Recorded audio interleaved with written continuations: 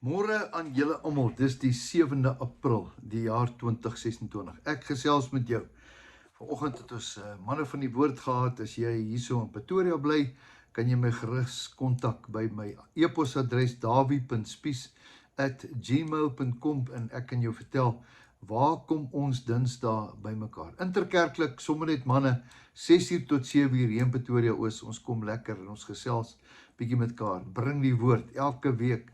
Baie interessant. Vanoggend het iets tot my hart gekom. Dit gaan oor Jesus. Ons het Jesus se kruisiging het ons aan gedink. Ons het dit nie gevier nie. Ons is nie bly daaroor omdat hy seer gehad het nie. Ons is bly daaroor omdat hy dit vir ons gedoen het. En 'n baie interessante ding is dat wat het daarna gebeur?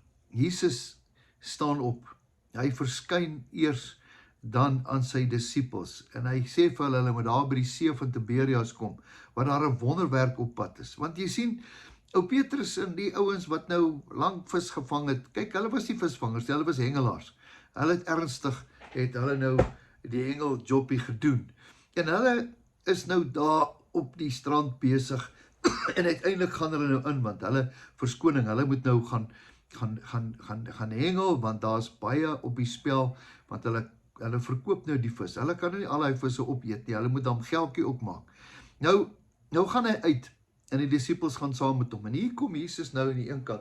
Nou verskyn hy aan hom en hulle. Nou staan hy daar. Hulle kan hom nie eintlik sien nie, maar nou staan hy daar. Nou hy hulle dop.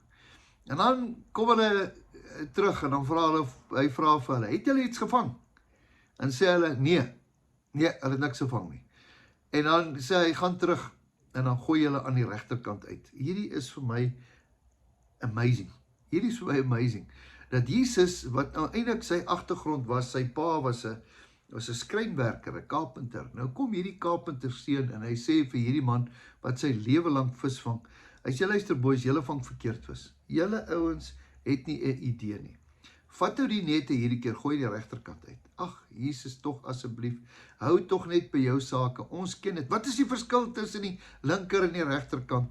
Ek dink ou Petrus, veral hy wat so harde kop was, kom daar en hy dink in sy kop, luister, dit maak nie sin nie. Want my tradisie en my kultuur het my geleer linkerkant. My pa het my geleer, my oupa, ek kom uit hierdie wêreld uit. Jesus, wat is nou die verskil tussen die linkerkant en die regterkant van die boot? En dan kyk Jesus, hy het klaar gepraat. Hoekom? Want hy weet waar elke vis is. Hy het elke vis gemaak. Hy het elke vis, weet hy waar hy is. En dan draai hy om. En ek kan maar net indink dat Jesus staan op die strand en sy tone krul van lekkerte. En hy sê, Petrus, gaan net. Moenie omkyk nie.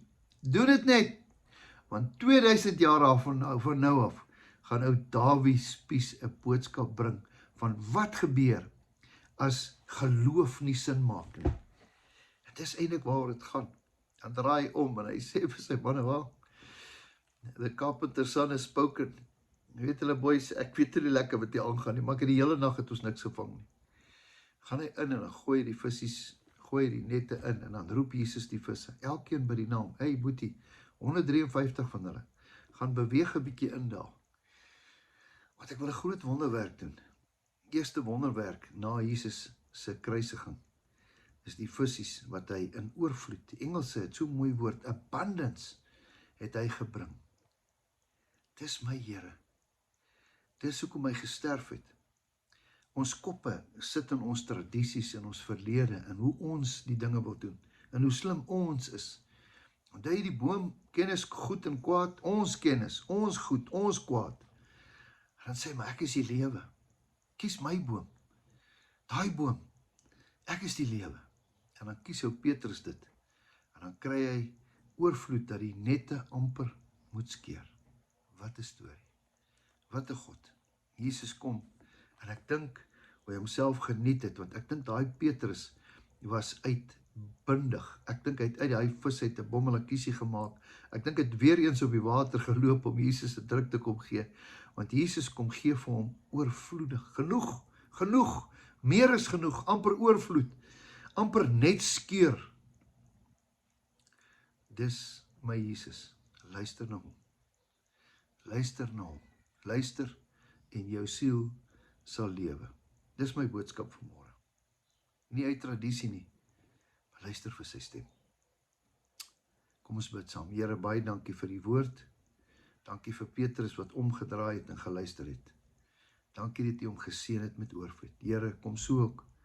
Help ons, Here, dat ons nie altyd eie wys sal wees uit ons eie ervaring nie. Maar Here, dat ons sal omdraai en sê, wat sê U? Dankie dat oorvloed op pad is. Ons loof en prys U naam. Amen. Geseënde dag, roep ek vir jou, ek spreek dit oor jou, vol nette, meer as genoeg as ooit tevore. Totsiens, jou beste is op pad.